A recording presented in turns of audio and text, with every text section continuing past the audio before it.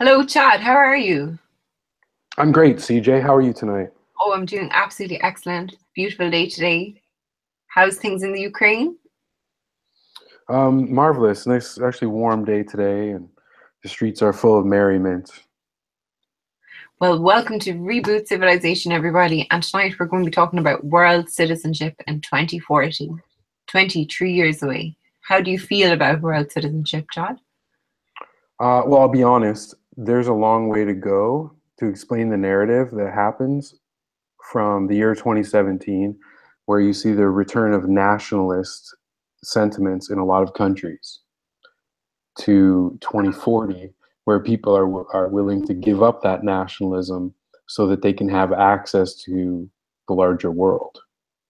hmm So, like, basically, world citizenship is there's no longer walls, so you're free to travel anywhere you want, and you pay tax, the universal tax, which goes into the World Tax Fund. That's the philosophy and ideology behind world citizenship. And Mm. there's a lot of interest, Chad, on the internet about this. This topic is hopping. There is a world citizenship passport already. No, it's not recognized, but there's a lot of crackpots out there actually trying to use it. Interesting. And, there's like, I'd say there's like 14 pages on Google all about world citizenship. Okay. Um, do you want to just, I guess, sort of blue sky the narrative that has to occur between now with nationalism to 2040 when people are willing to accept the world citizenship? Do you know enough to weave that story? I don't think we actually need to go into that because I think like world citizenship will be voted in like a referendum. Every country will decide whether they want to be part of the world citizenship program. Hmm. So I don't think we need to go through all the different forms of um, all the different parties and all the different types of government that's in every single country in the world. Like I think it's more of a broader concept of what is world citizenship? Why do we want it as a collective? Okay, here, I've got an idea. So I watched a documentary on WeChat. Wow. WeChat is the messenger program that they use in China. 700 million people use it. hmm So it's actually replaced a lot of the other apps that people were using, and WeChat has everything in it. You can order pizza, you can pay your bills, you can uh, hire a dog groomer, you can read the news, you do everything in it. Yeah. Everything has been turned into a chat bot in this system called WeChat. And Mhm. that is what's led to its massive growth. It's like you can't really enjoy being in China unless you're on WeChat. So everyone, for the sake of convenience, has given up their privacy and their individuality in that respect, their Yeah. digital individuality, their firewall, to be part of this. Because the more people that use WeChat, the more useful it gets. So that's the network effect in action. hmm People want to be part of something once enough people are using it, because you're literally left out in the cold if you don't. So I think in order for people to accept like a world passport or world citizenship, it's going to have to be, it's probably going to be some technological thing like WeChat, where everybody just wants the convenience of it so badly that their old concerns about privacy and their concerns about sovereignty are no longer as important. hmm Yeah, it's interesting. Like 27 years and 23 years in the future, trends already showing that, like, what did you say? 70 million people are using WeChat in China. No, no, 700 million. God, 700 million are using WeChat. So 23 years in the future, does that get us to world citizenship or? I think we're on the way to it. So WeChat is the model, and it's working in China because the big networks that we use in the rest of the world, they're not allowed there. Mhm. So a lot of these clones have popped up in China. But the thing is, they're no longer copying the West. They've actually, by being forced to live inside of the Chinese firewall and not having access to the rest of the world, they had to sort of look over the wall and say, oh, social network, oh, messenger, what are those things? Let's build our own. And they built their own. And the result is, by having so many people use it without questioning it, it's accelerated the growth curve and the use cases to the point where we're actually looking at our future now when we look at how they're using WeChat there. Mhm. That's why Facebook came out and announced last year that they want to go all in on their messenger bots. They want you to be able to do everything in Messenger because Mhm. that's what's worked for WeChat. So now the West is copying China. Oh yeah, Um, like Snapchat has released that they're the new WeChat of North America. I don't agree that Snapchat is. Snapchat's nothing like WeChat. I don't know. It's a press release I just read there today, and they're trying to make a I think that, yeah, that sounds like some publicity campaign. yeah. But the one that's Facebook is most likely to become the WeChat of North America because they have the messenger. Mhm. And what is it, 90% of the time that people are connected to the devices, they're either on Google or Facebook apps. So they're spending more time on Messenger than they are on social networks. Yeah. Mm. Because initially the social networks were there to help people create the networks. And now that the networks are created, now they can talk to their friends, they can talk to each other. Yeah, yeah. So that is the kind of black hole that's going to pull people in to a new technological situation that would make them accept the idea of a world citizenship.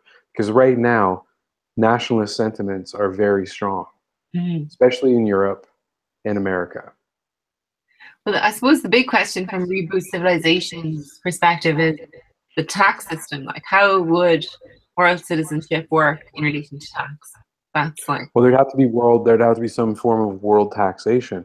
But we talked yesterday about how crowdfunding is on its way to making taxation obsolete and old tax-based administration.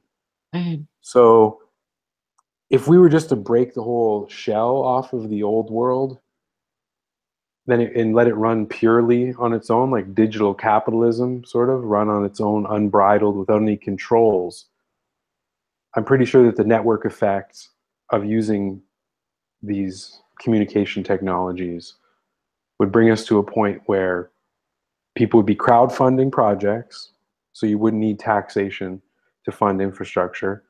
And then this network, whether it's WeChat or whatever it's going to be, the one ubiquitous network becomes the world government. Yeah, like I suppose, like we also discussed, the world government is going to be software. So, like with direct Mhm. democracy and digital democracy combined. But I suppose, really, when you think about it, world citizenship is about visas and Right. tax. So the biggest problem at the moment, you as a digital nomad know this, is that you can come to Europe for like 3 months and then you have to leave. And you've got like 3 months to spend as a Canadian to spend in Europe and then you have to leave. That's a problem. So someone like you would Well, the vote. problem, to be specific, is it's the Schengen zone, because you have 26 countries and you have to spread that over 3 months. I mean, 3 months isn't a lot of time to spend in 27 countries. I can go spend 3 months in Serbia. I can go spend 3 months in Montenegro, which is like, it's the size of, one of the counties in Ireland. It's not a big place. Mhm, I get 3 months there. So the Schengen zone throws that out of whack. But yeah, you're right. All these different countries have different visa requirements, mhm. different visa laws. A lot of them are like 3-month visit without having a visa, but it does restrict free travel for this whole new class. And the digital nomad class are the leading edge, Yeah. where the digital nomads are, you're looking at the future. Mhm. So the future person is a hybrid of a digital nomad who just moves around the world as if it's just one city, and the Chinese person who lives in this totally connected society using something like WeChat. And when they use WeChat, they go to the airport, they scan their boarding pass on their phone. Everything's done with their phone.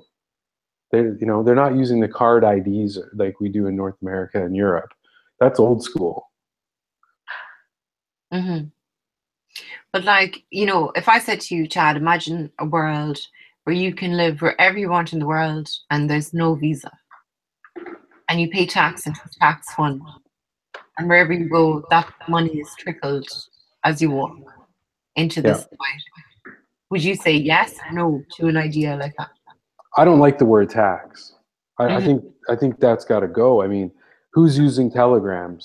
Who's using horse and carriage to get to their meeting on time? Who suffers from leprosy? Hmm. You know, these are old things, and like not everything sticks around forever, and tax is one of them.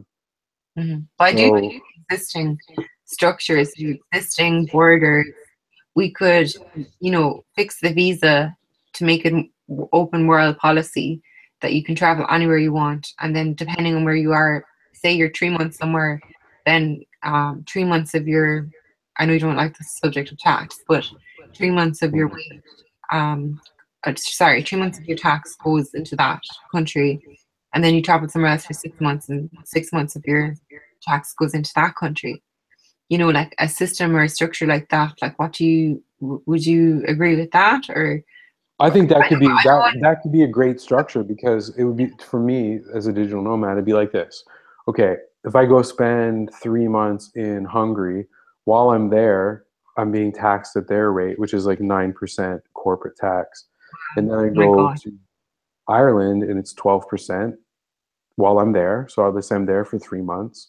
And then another quarter of the year I could go to somewhere like Turks and Caicos, where the tax rate is even lower. Mhm. And you know what I mean? So that'll really force tax regime competitiveness. If you were to Right? coin that ideology, what would you name it? Like fluid taxation. Okay, I like that. That's really good. Fluid taxation. Yeah. Yeah. Or fluid tax residency. Hmm. Well, I just think it's a good idea because, like, it means like like bees on a flower populating, picking up pollen to make honey. Hmm. Like, you know, like all these mass migration of digital nomads are going to be, populating all these cities that they've never heard of. So why aren't those cities, as you walk around those cities, why aren't those cities benefiting from the guests that they're I having? totally agree. You know what? I totally agree, Mhm. because I'm a Canadian citizen. I don't want to spend any time in Canada. I don't Yeah, think there's a great future there. There's definitely nothing leading edge really happening compared to what's going on in Europe and Eastern Europe with yeah, technology. I have no reason to be there. I don't want anything from Canada, and I'm not. My feet are not on the ground there. They're here in the Ukraine.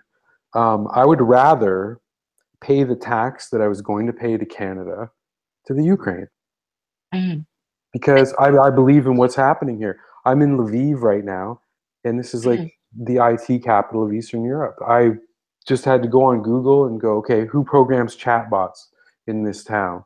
Boom, there's a list. So there's a lot going yeah. on there. I mean, people think that North America is so advanced. You got to get out Well, of there and go look around and see. But anyway, mhm, I would rather put my money here while I'm here, because it's like I'm mhm, in your country because I prefer to be here, and I'm here because I get treated better here, and mhm. I have access to the things I want right now. I'll gladly pay my tax to you, as long as it means I don't have to pay tax to this country I don't even live in anymore. Yeah, so basically it would look like on your passport, which is a universal passport, you would get scanned, your passport would get scanned, and as you scan in, then you're being taxed. And then as you scan out, that's the end of your tax then. And as you scan into another country, then I suppose you might have people trying to live in airports to pay no tax. Yeah, airports become tax-free zones. Yeah. But it'd be very interesting. Like, it's a very simple change. And, nations can still be nations and cities can still be cities. But I just think it would be very interesting. There would be a lot of ghost towns, I think. Yeah, because it'll force tax competitiveness. And if your country needs to have crazy high taxes, then you're screwed. Because the best and the brightest people that I'm meeting lately are digital nomads, because they like the Freedom. geo arbitrage. Hmm. So earning money in euros or American dollars and living in a country like Hungary where the value of the currencies is low and you can go out and have a really, really nice dinner for two people and drinks for like $25. Yeah. I suppose like it's interesting because I'm Irish and like I wasn't always European. European is only like since I don't actually know the exact date, 1984 or something like that we joined, or 1986 or something. And well, the initial talks. And like I have the freedom to travel anywhere inside of the European zone and work and pay tax.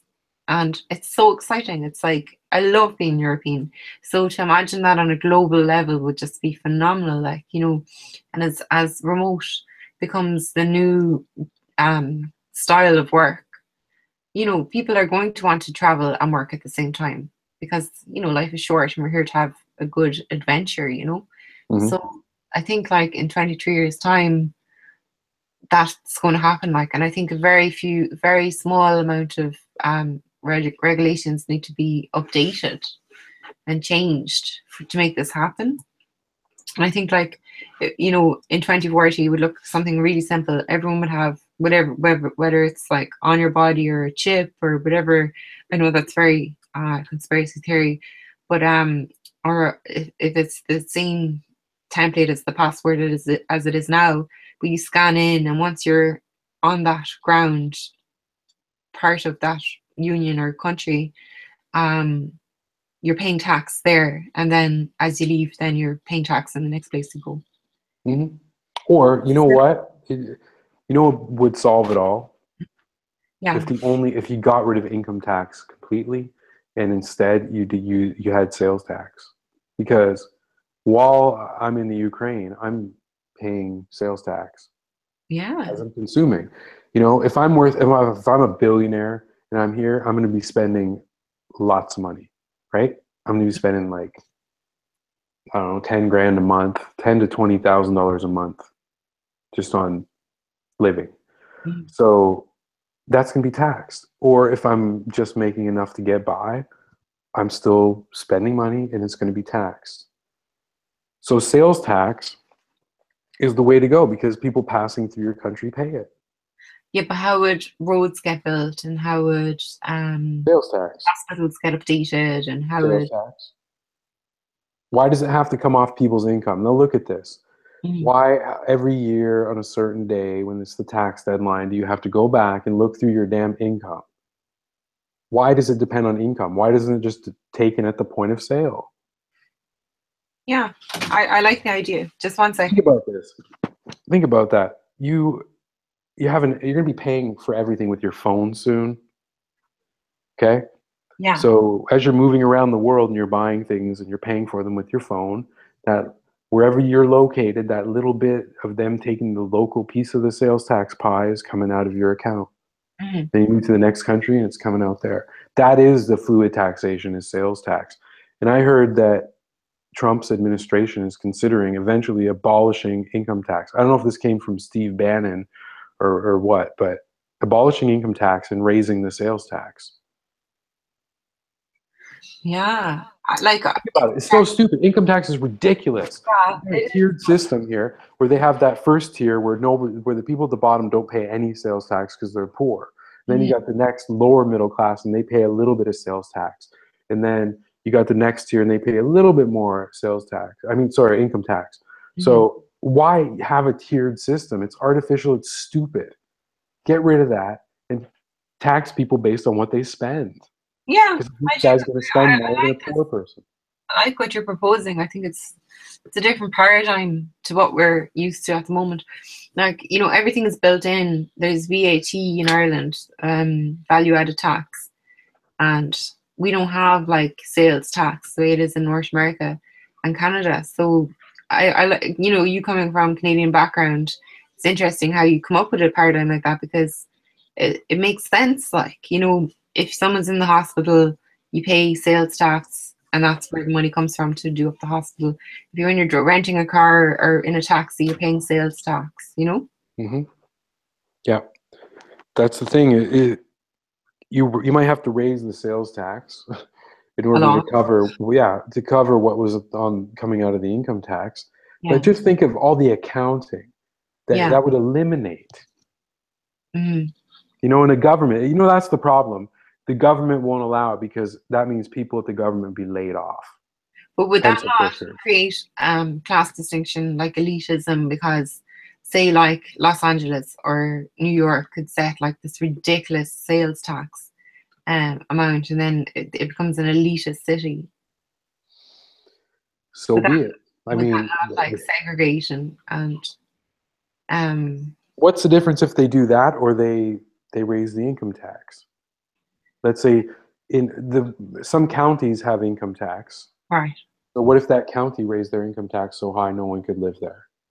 Well, So what if certainly this? they live Yeah, there, but they'd all be the same uniform people who are like on like 130,000 euro a year, who are in a certain career, you know, it, yeah. it could lead to segregation, like, and Well, elitism, elite cities.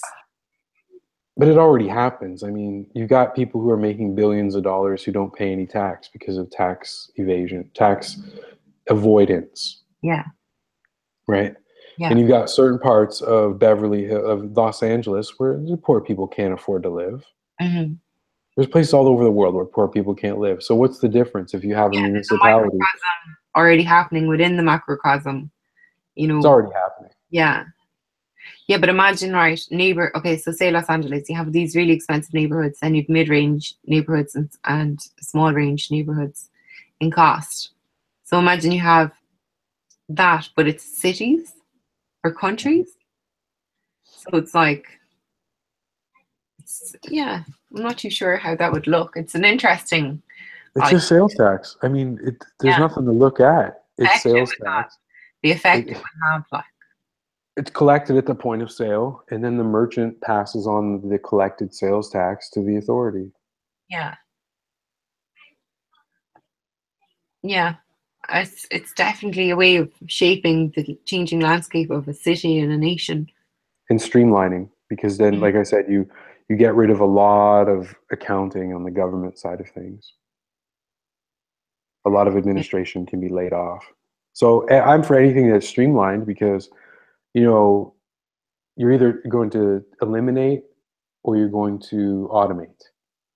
And a Yeah. lot of what the government does can simply be eliminated because Hmm. it's from old technological environments that just don't fit anymore, and they're ragged and they're foolish. Hmm.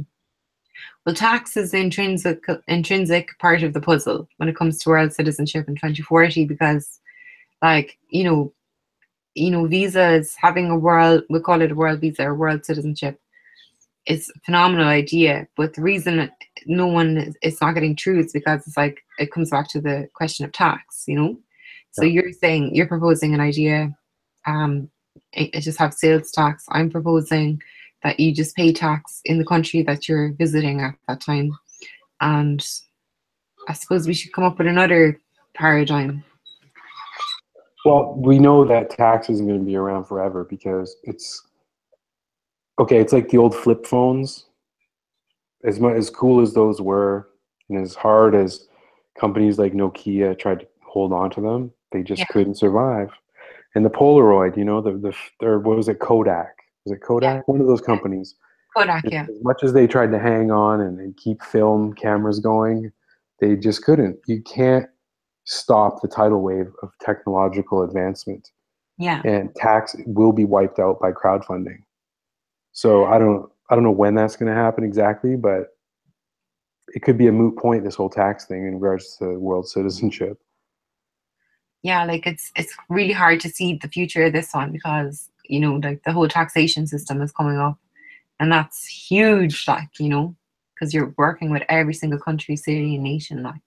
Mhm. So yeah, it's definitely a tough one, but I mean, I it's don't simple. think you hold on though. Okay, I think you're looking at the problem from a really high level when Mhm. actually it's solved on a grassroots level.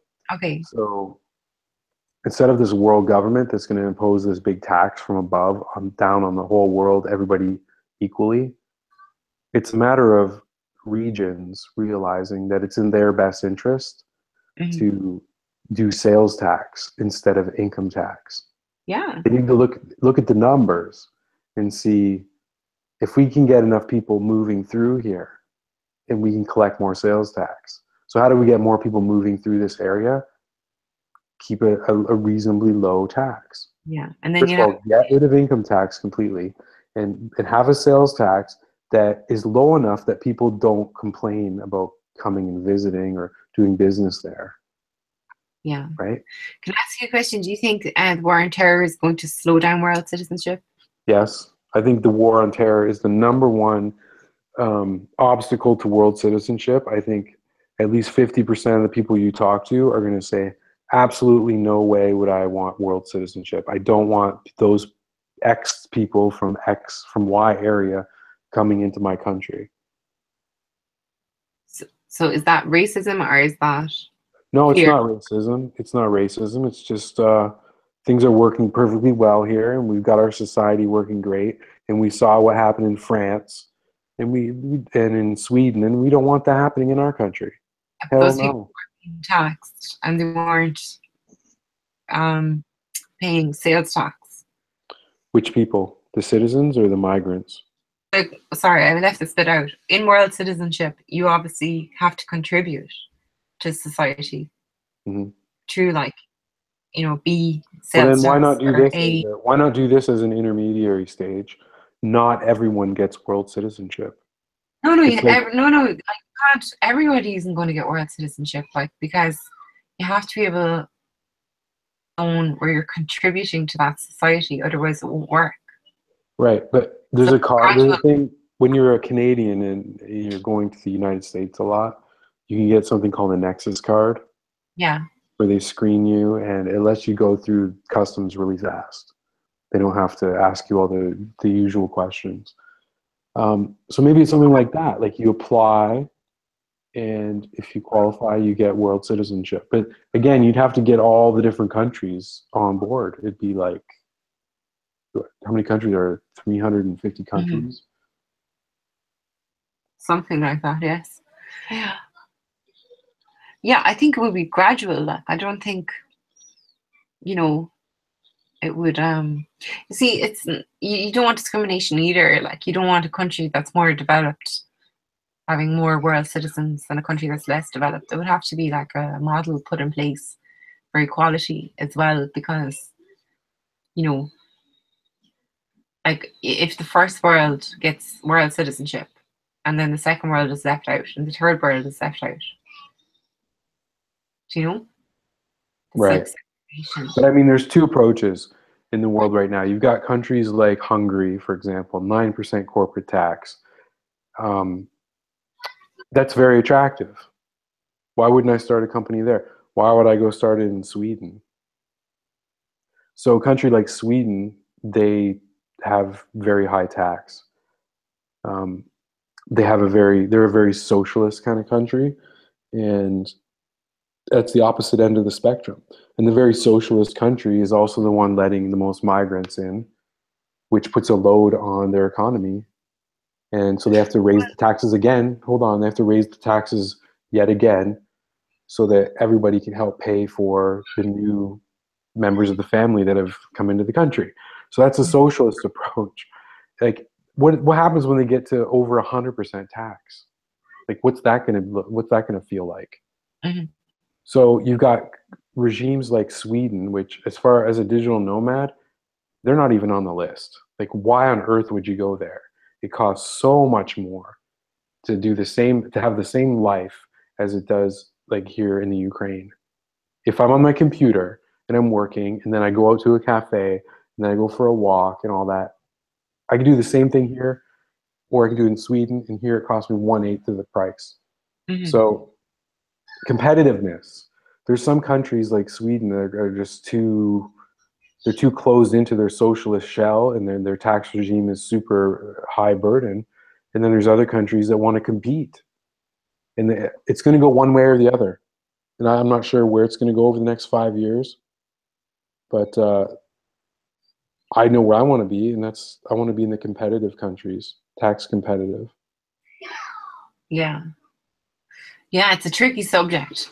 I mean, in the year 2017, to tackle world citizenship in 2040, that's like, there's lots of enigmas there because, like, well, like Bush signed in the North American Union back in the day when he was in office, and North American Union is Canada, USA, and North America, USA, and South America, isn't it? Mexico. Mexico. Is it Mexico or South America?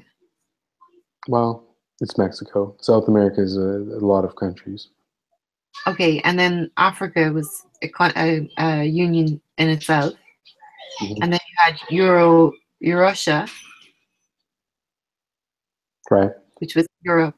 That hasn't happened yet. Europe and Russia I don't think become. that's going to see, that's the thing. That can't happen anytime soon Hmm. because Putin is anti-Euro.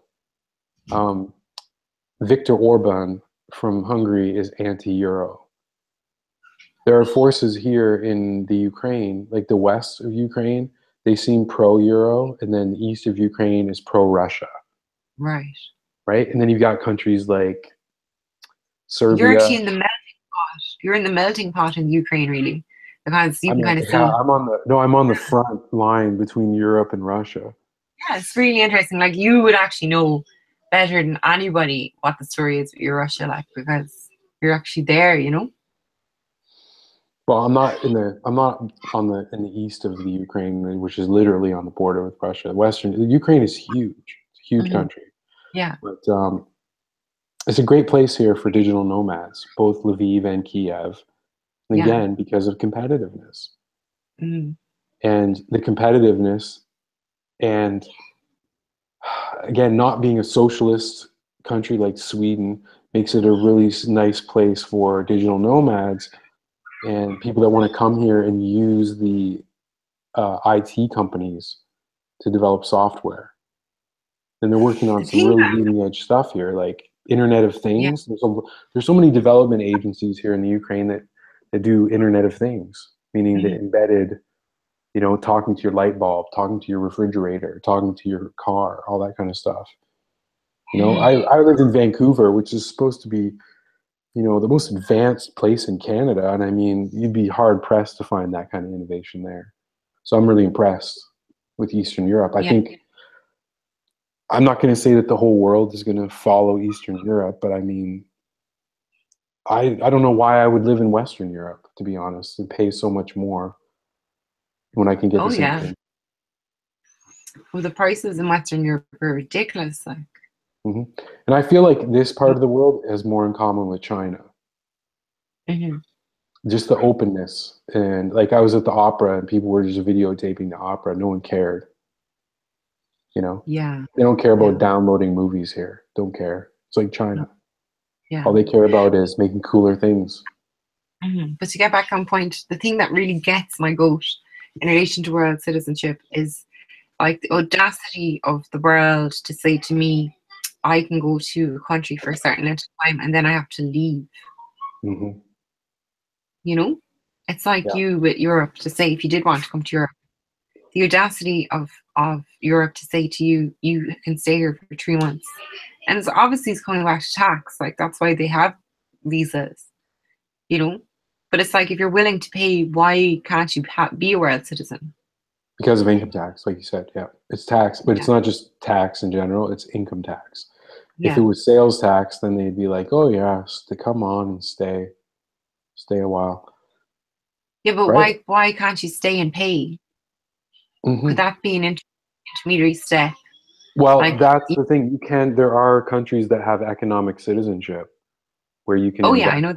half a million Yeah, like dollars and there you go. There's your yeah, passport. yeah. But that's forever. I'm talking about like on a lease. Like, I want to stay for a year. I'll pay for the year.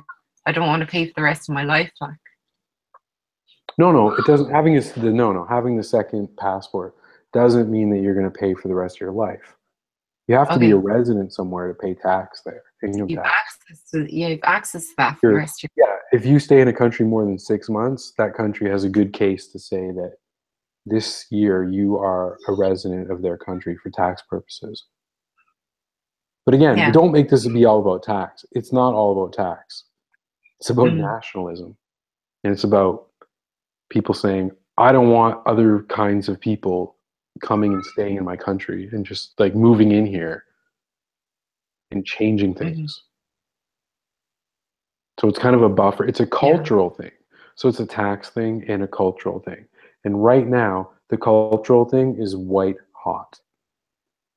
They are not willing to just open their doors.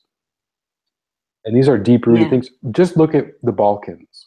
So, like Croatia, Serbia, Montenegro, Bosnia, Herzegovina, that area, which was war torn as Yugoslavia broke apart in the 90s. I mean, these are tiny little countries that broke up because they're like, we've had ages old conflicts with you guys, and we don't want you to be part of our country anymore. So it's very mhm. strong. Nationalism is very strong. You're saying nationalism is actually a huge problem. Open door policies. It's nationalism is going to be a problem with world citizenship. Absolutely. Nationalist pride. Yeah, Yeah. I can see that. Like, I mean, each city is a tribe, and Mhm. they don't mind a few travelers coming through, but they don't want to be no longer a tribe. You know. Yeah. And as someone, there's actually a lot of people from Canada who, when I'm watching videos about digital nomadism and who's over here in Europe, and they're Canadian. So many of them are Canadian. We were out having dinner the other night, and as we got to Right. leave, this guy said, "Excuse me, where are you from?" And he said it in English. I said, "Canada," and he's like, "Oh, me too." Like everybody I meet over here who speaks English is Canadian. Why are they all leaving? A lot of them are saying the same things because in our lifetime, we watched so many immigrants come into our country that it totally reshaped everything. So you Pushed us actually kind out. of have, yeah, you've actually experienced what that would be like. To, Yes. yeah.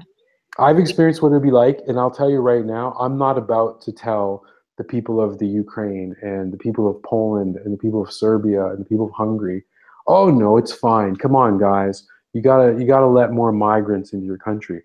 Hell Mhm. no. I'm no one to tell them that because I don't even want to live in my own country right now because I feel like an alien there. I mean, you live in But Vancouver, and if you're not from if you're not from East Asia, or you're not from India, I mean, you don't have much of a life there right. because the migration has just been extremely accelerated. Hmm. So that's a big thing, CJ. World citizenship is not going to come easily because and it's because of it's and you know who you can thank for it is the bad examples. Countries that handled it wrong. Canada handled it wrong. Hmm. The US handled it wrong as well because they let people break the rules. Everybody agreed on the rules, and the presidents like Obama and Clinton and George Bush let the rules be broken. It's like, why do you have laws if you're not going to enforce them?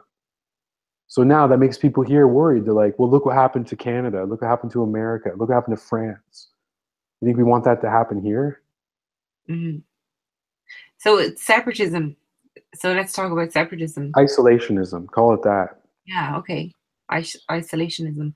Hmm. And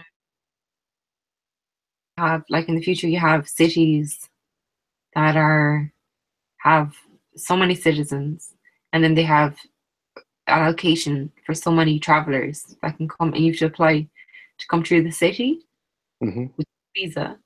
So it would be like what we have now, but it would even be more regimental and legal based, you know, Um, strict. It would be even stricter. Possibly, So yeah. what would you pick? A stricter policy world or a world citizen type of world? Like, is I world like, an outdated notion? Like, I suppose that's really, is there a place for it in the future? you know what, the word that term world citizen it comes with a lot of baggage. I think What's his so. name? Jordan Trudeau or whatever. Justin Trudeau. Mhm. He was a guest that he was at that concert, World Citizen. So as soon as he goes somewhere, it's just forget about it. It's tainted because he represents a country and a mentality that allows a toxic approach to immigration. Immigration at the expense of the citizens that live in the country, putting the refugees first. So I think you need to come up with it. There has to be a different term because Justin Trudeau and his pals have ruined the concept of world citizenship. Hmm. It has a horrible name now. It just means shut the gates, lock the gates, don't Yeah. let anybody in. Because if it's going to turn out like Justin Trudeau's Canada, we don't want it. Forget it. Yeah, I think actually out of this whole conversation totally enlightened me because you're coming from the perspective where this has already happened on a microcosm, Hmm. and you're saying it was a failure of an experiment. It's an absolute disaster. It's an Right. absolute and total disaster for the people that lived in the country before the immigrate, like before the big wave of immigration started. And it's just Hmm. so much different because when my grandfather came over in the early 1900s to Canada, he came over to work and help build. And there were so many jobs back then building because North America was being built. Well, Hmm. we're not in that situation anymore. Canada and France and Sweden and the United States are not the way that North America was in the early 1900s. So We're people set. need to stop comparing that when they say, Yeah, we're oh, it's okay, let the Africans and the Asians in because your grandfathers came in too, and shut up because you have a double standard. It's because, no, it's not the same world. It's a totally different world. The innovation now is on a software level. We're not building all the bridges and highways anymore. yeah. There's no So jobs. So there's no is there jobs. What are you going to get these immigrants to do? well, they're qualified, like, like all of It's great that they're qualified, but there's men who come over with PhDs from India and they end up working at McDonald's because there's no jobs for them that are PhD level, yeah. right? So anyway, I don't want to get off track, but yes, the model for a disaster is Canada. Canada, Canada, Canada. Mhm. So nobody wants to be that way when there's people like me and other bright people from that country have just given up and they're wandering the world like nomads now. So world citizenship can't be a collective thing. It can't be for everybody and it can't be gates all open. No, no, no. It has Okay. to be some special process where people apply for it and they have to be qualified. Hmm. It has to be a special privilege earned. But I suppose from my perspective, like as you were audacity earlier, nobody wants to feel like they're trapped in a country with no Hmm. prospect of leaving that country. I suppose it's that feeling I'm trying to capture and free in the future, It's like, okay, say you're Canadian, you don't really have much options as a Canadian No. to leave Canada. No, because you can't get into, very few people can get into the United States. They only take 60,000 people on a work visa every year out of Yeah, 280,000 who apply. And right. then the only people that even bother applying are the ones who graduated from university who are qualified. So Mhm. what about if you didn't graduate from university and you're Canadian, you have no prospects. You have nothing. And there's no You jobs have to left in stay. that country. You have to stay there and hope that they don't run out of welfare money. Yeah, but that's imprisonment. Pretty much. That's I think that's against our universal rights to be imprisoned, to be landlocked. Yeah. So No, like, Canada has big problems. It's probably the most cancerous country on the planet right now in terms of how it's set up. right. It's a total disaster, and it's going to be a hellish place in the next 10 years. So I I appreciate it though because it's forced me to get out and find a new way of life, and that is basically I'm living world citizenship now, and Yes, you are. it consists of bouncing around from one country to another because you're only allowed to stay in a place for 3 months.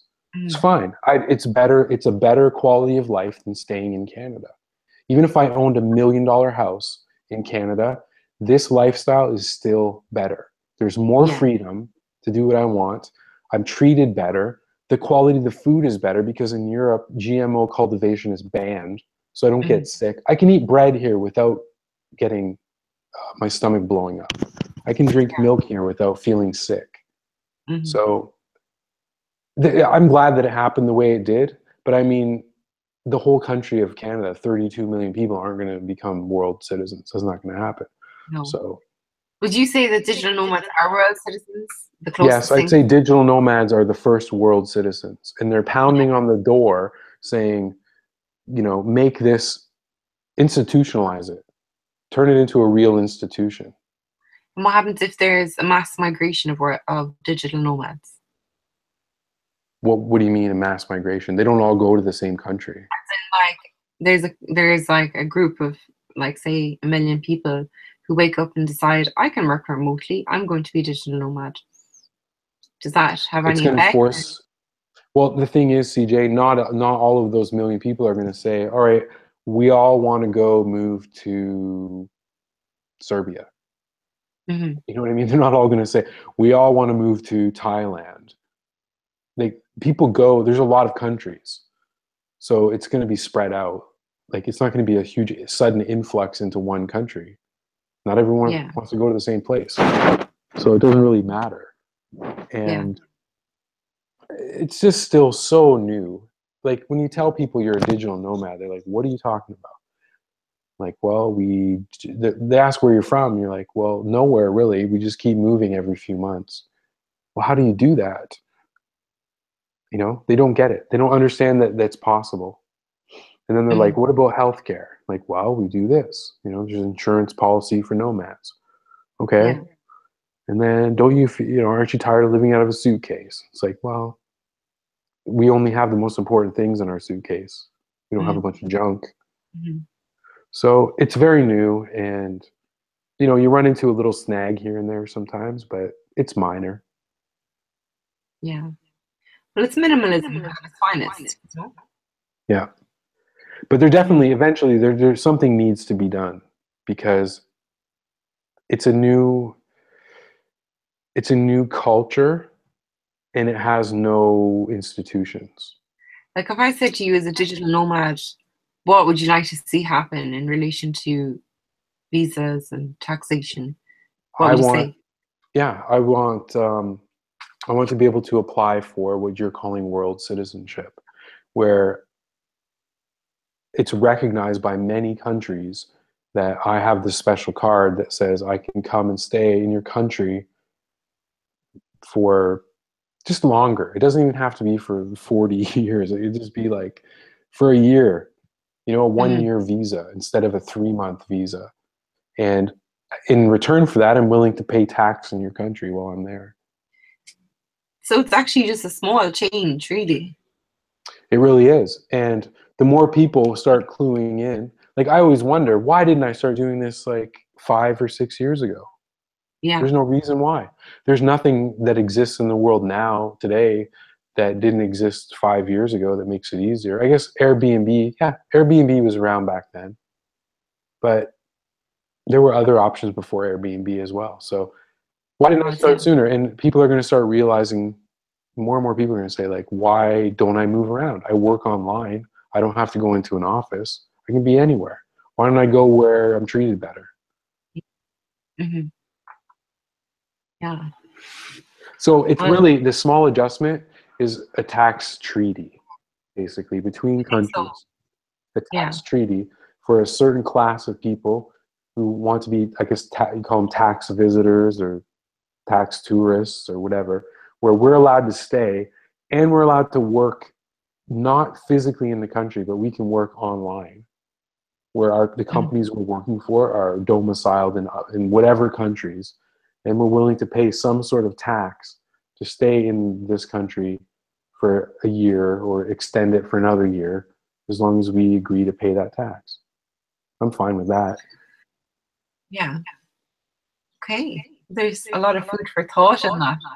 Yeah. If you have any comments or ideas or want to chime in on the conversation, feel free to leave comments below or email us at rebootcivilization@gmail.com. And yeah, We're I actually, think it's a reboot. It's that's actually It's rebootciv@gmail.com. Oh, Civ.